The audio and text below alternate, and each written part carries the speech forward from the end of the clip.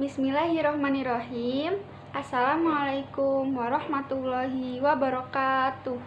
Saya Korikrota Aini dari jurusan Pendidikan Biologi Universitas Sultan Ageng Tirtayasa.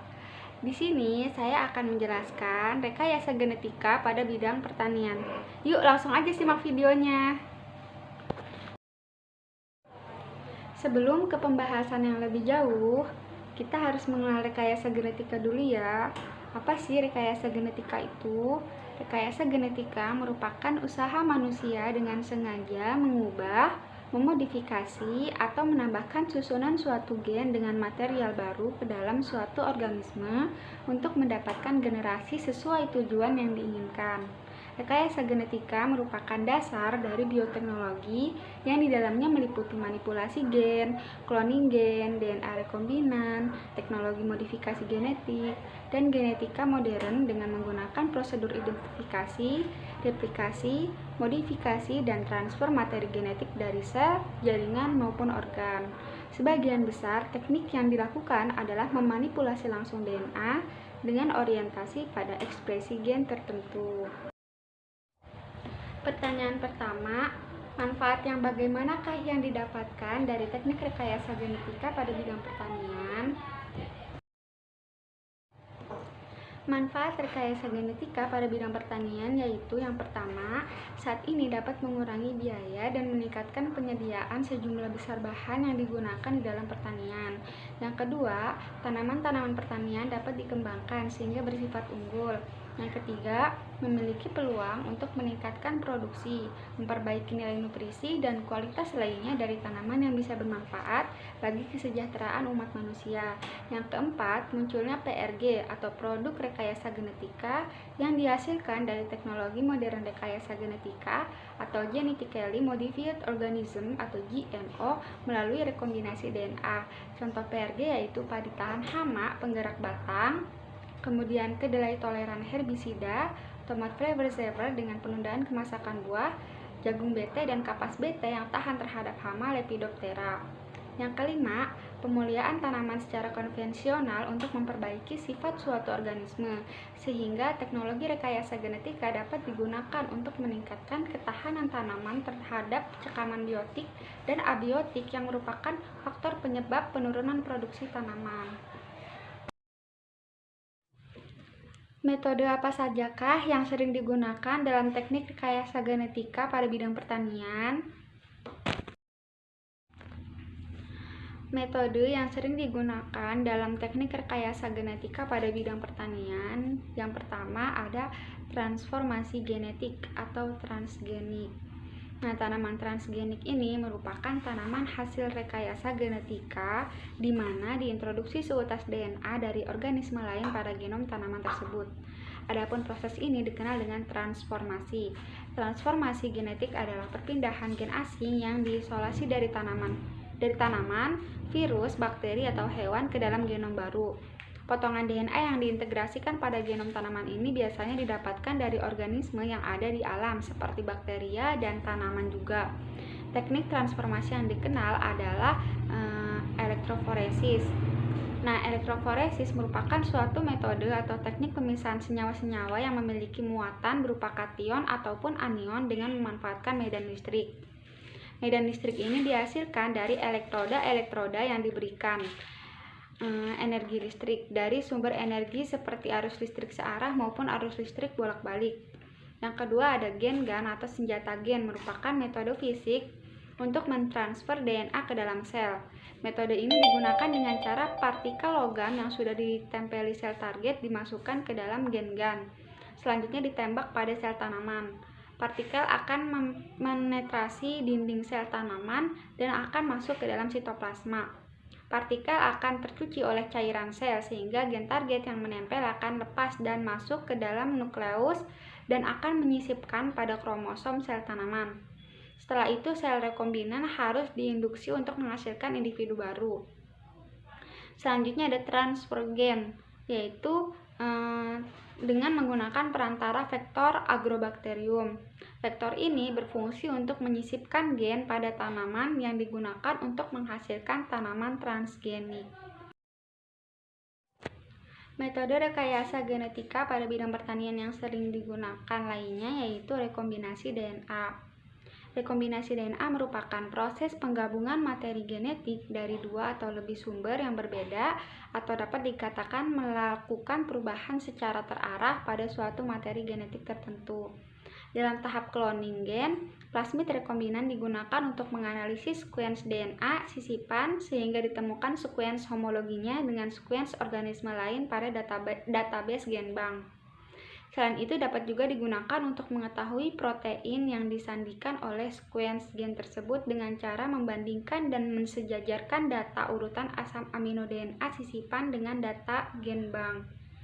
Yang ketiga ada polymerase chain reaction atau PCR. Metode PCR merupakan proses enzimatik untuk melipat gandakan suatu sekuens nukleotida tertentu secara in vitro. Metode ini secara multiplex dapat digunakan untuk meningkatkan efisiensi teknik deteksi PGR yang mengandung lebih dari satu gen interest dalam satu genom atau multi-event dalam suatu sampel, baik tanaman, makanan, pakan ternak secara stimulan. PCR ini digunakan untuk memperbanyak gen target sebelum dimasukkan ke plasmid. Yang keempat ada metode CTAB.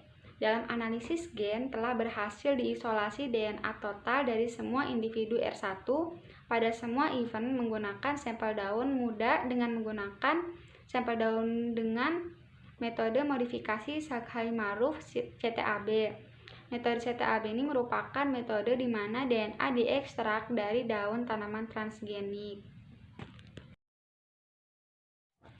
Pertanyaan ketiga, unsur-unsur atau komponen yang esensial atau penting apa sajakah yang diperlukan dalam teknik rekayasa genetika pada bidang pertanian? Unsur-unsur yang penting yang diperlukan dalam teknik rekayasa genetika pada bidang pertanian, yang pertama ada enzim restriksi. Nah, enzim ini berfungsi untuk memotong DNA. Enzim restriksi memotong DNA tidak di sembarang tempat, tetapi memotong DNA pada bagian di mana DNA dikenai aksi pemotongan oleh enzim restriksi yang disebut dengan sekuens pengenal. Yang kedua ada enzim ligase. Nah, enzim ini berfungsi menyambung rantai DNA. Yang ketiga ada cloning vektor.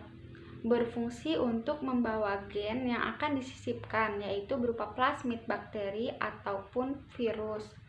Plasmid ini digunakan sebagai vektor untuk mengklonkan gen atau mengklonkan fragmen DNA. Yang keempat ada promoter yang berfungsi untuk mengaktifkan dan menindakaktifkan gen yang diintroduksikan. Yang kelima ada gen yang diintroduksi yang mengekspresikan sifat yang diinginkan. Yang keenam ada terminator, yaitu untuk menghentikan sinyal pembacaan dari sekuens gen yang diintroduksi dalam proses pembentukan protein. Pertanyaan yang keempat, bagaimanakah proses-proses dasar dalam teknik rekayasa genetika pada bidang pertanian? Proses-proses dasar dalam teknik rekayasa genetika pada bidang pertanian. Yang pertama ada ekstraksi DNA. Ekstraksi DNA atau isolasi DNA merupakan prosedur umum dalam memisahkan dan mengumpulkan DNA. Adapun prinsip ekstraksi DNA yaitu mengeluarkan DNA dari sel. Proses transfer gen asing ke dalam genom suatu tanaman target diawali dengan pemasukan gen asing ke dalam sitoplasma sel tanaman target. Kemudian, gen masuk ke dalam inti sel tanaman melalui pori-pori membran inti sel.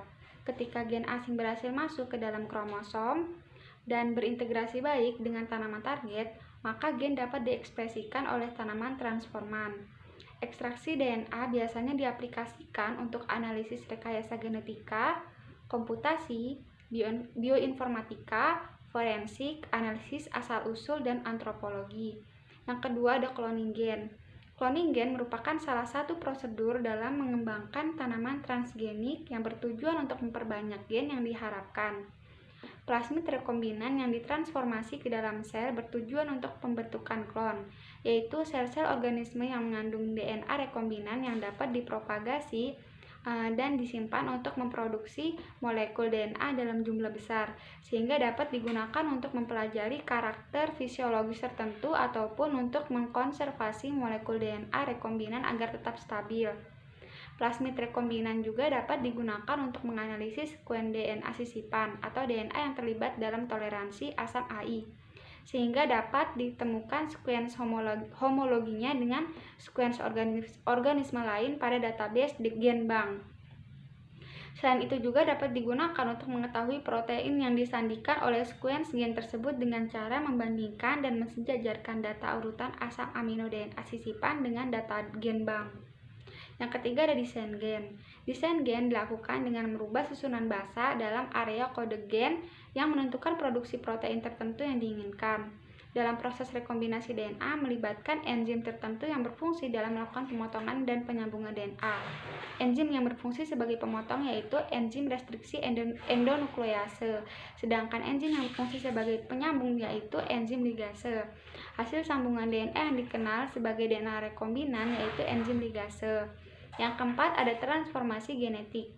Transformasi genetik merupakan suatu perpindahan atau transfer gen asing yang diisolasi dari tanaman, virus, bakteri, atau hewan ke dalam suatu genom baru atau new genetic background.